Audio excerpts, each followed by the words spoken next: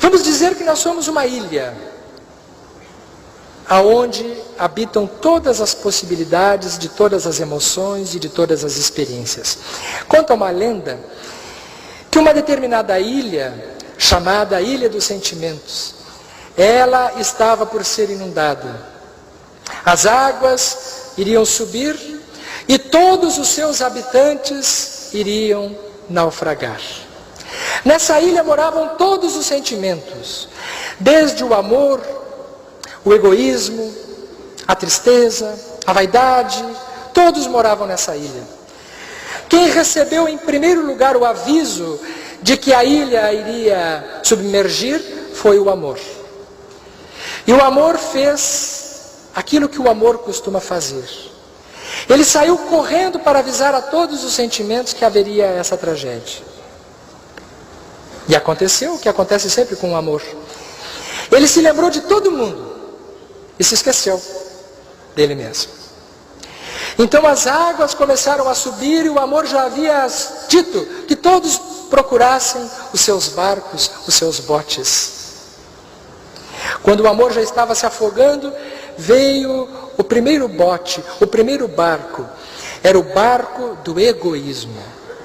O amor olhou para aquele barco e disse: puxa, a chance é pequena aqui de conseguir que ele me ajude, né? Porque era o barco do egoísmo. Obviamente que naquele barco só tinha uma pessoa, só tinha o egoísmo. Mas o amor olha para o egoísmo e diz: egoísmo, egoísmo, me leva contigo. O egoísmo olhou e disse assim: só um pouquinho.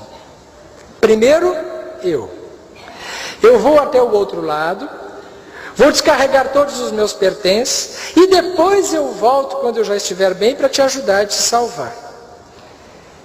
E na origem de muitas doenças mentais, na etiologia espiritual de doenças como a esquizofrenia, vamos encontrar um egoísmo extremo naquelas ocasiões em que o indivíduo pensou apenas em si, gerando o naufrágio da sua caminhada evolutiva futura. Então o egoísmo foi embora. Foi quando veio o segundo barco. Era o barco da riqueza. Era aquele barco bonito, cheio de ouro, cheio de prata. O amor olha para a riqueza e diz: riqueza, riqueza, me leva contigo. A riqueza olha para o amor e diz: ah, amor, mas o meu barco está cheio de ouro, cheio de prata, cheio de coisas valiosas. Tu não cabes dentro do meu barco. Infelizmente, algumas perturbações mentais têm a etiologia profunda e espiritual na riqueza. São aquelas patologias em que estão pertencendo o apego. Na riqueza vamos encontrar as compulsões exageradas por compras. Vamos encontrar na matriz dos desajustes da riqueza do passado o hedonismo. Vamos encontrar o apego material do transtorno obsessivo compulsivo, da contagem interminável de coisas, de objetos. Os indivíduos que não se desfazem, que não conseguem se desapegar e que sofrem por isso também. Todas as perturbações vinculadas à posse são oriundas de um passado espiritual onde nós nos iludimos que as coisas materiais é que realmente valiam a pena. Riqueza, riqueza, me leva contigo. Ah, amor, tu não cabes no meu barco. E foi embora a riqueza. Foi quando veio então o terceiro barco. Era o barco da vaidade. Era aquele barco bonito. Vaidade, vaidade, me leva contigo. Ah, amor, tu estás todo sujo, todo molhado. O meu barco é um barco bonito, um barco limpinho. Tu vais sujar todo o meu barco. Infelizmente, eu gosto muito de ti, amor. Porque todos gostam do amor. Mas tu não podes ir comigo. E a vaidade, quando ela não carrega consigo o amor, ela se transforma em patologia. Todas as patologias relacionadas ao narcisismo, todas as patologias ligadas aos transtornos bipolares, desde a depressão, aos transtornos maníacos, as ideias delirantes de grandiosidade, tem a ver, na sua matriz profunda, com a vaidade. Porque existe a vaidade física, os transtornos de imagem, os transtornos disruptivos de imagem, aquela pessoa que se olha no espelho e está sempre enxergando um defeito em si. Às vezes vai fazer uma cirurgia plástica para corrigir algo no físico que não é no físico, que é na mente e que é no espírito. Portanto, são perturbações da vaidade na caminhada evolutiva do espírito, onde ele se perdeu na aparência e agora, como disfunção, como funcionalidade alterada do cérebro, ele não consegue se enxergar dentro de uma perspectiva realista.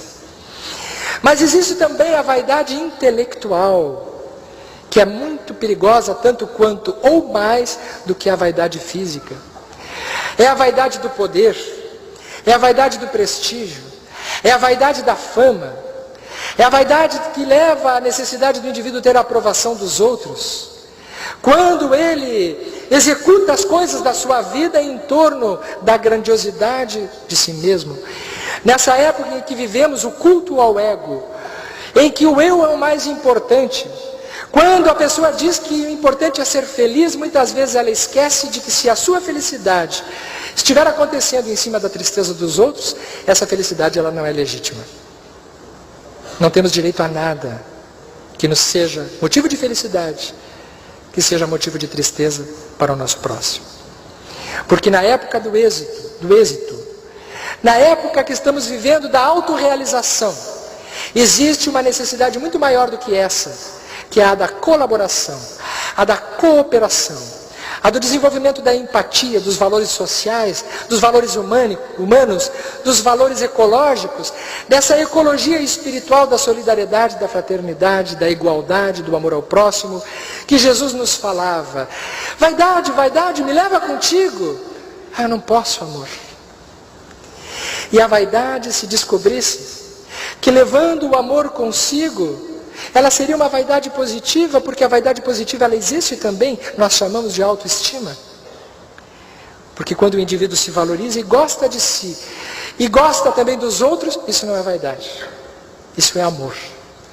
O amor no plano relativo em que ele se encontra, mas ele está caminhando para um valor maior. A vaidade foi embora também. Como todos os outros, o amor começou a se afogar. Ainda levantou a cabeça, veio mais um barco. Era o barco da tristeza. Aquele barco sombrio. Aquele barco triste. Tristeza, tristeza, me salva, me leva contigo.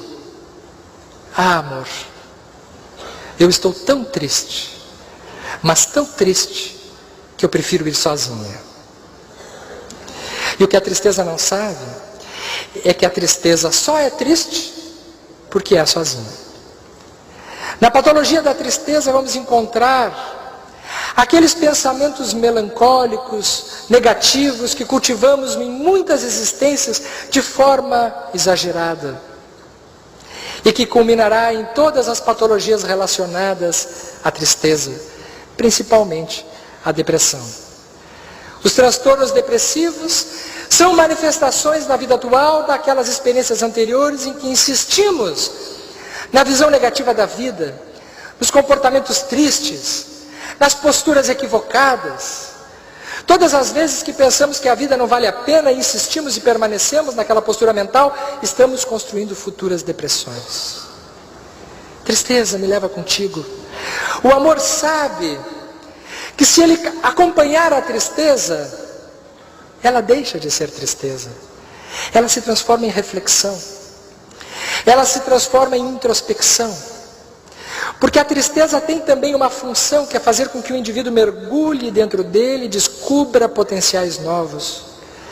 Não temos como cursar pela existência sem ficarmos tristes em algum momento. Mas o que não podemos é permanecermos tristes indefinidamente. E nesse momento precisamos deixar entrar no nosso barco o amor. Amor, diz para a tristeza: tristeza, me leva contigo. Sinto muito, amor. Então vem um dos últimos barcos, o barco da alegria. É aquele barco festivo, aquele barco alegre, tinha até caixa de som dentro do barco. Alegria, alegria, me leva contigo. Mas a alegria estava tão alegre que nem viu o amor. E passou reto. O que nós chamamos de alegria muitas vezes não é alegria. É aquela alegria ruidosa, a alegria dos sentidos. Vamos encontrar nas patologias da alegria a drogadição, o alcoolismo e todas as ações humanas que levaram à embriaguez dos sentidos. As perturbações da sexualidade, as perversões, todos os incrementos de prazer de forma artificial e exagerada.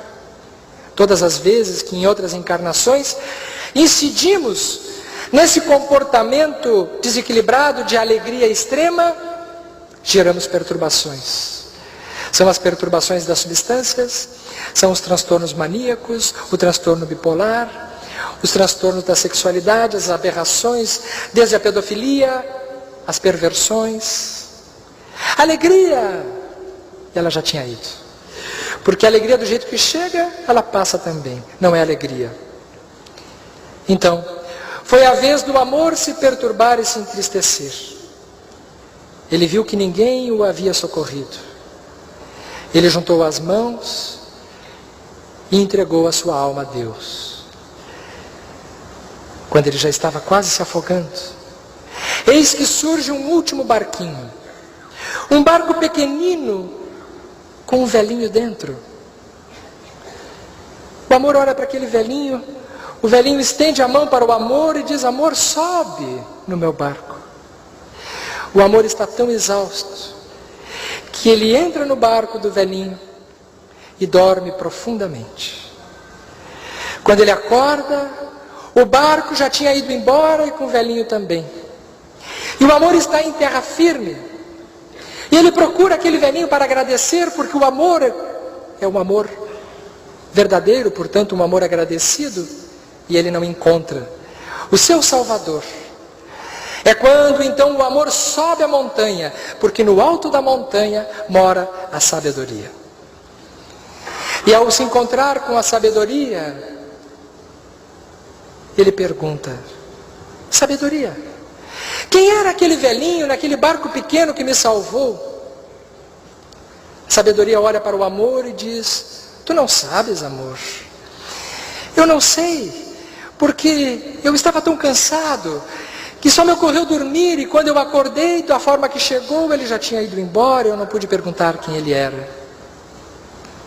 A sabedoria então diz ao amor: quem te salvou, amor? Aquele velhinho é o tempo. O tempo. Mas por que só o tempo me salvou? Porque só o tempo é capaz de ajudar e curar um grande amor. Muito obrigado.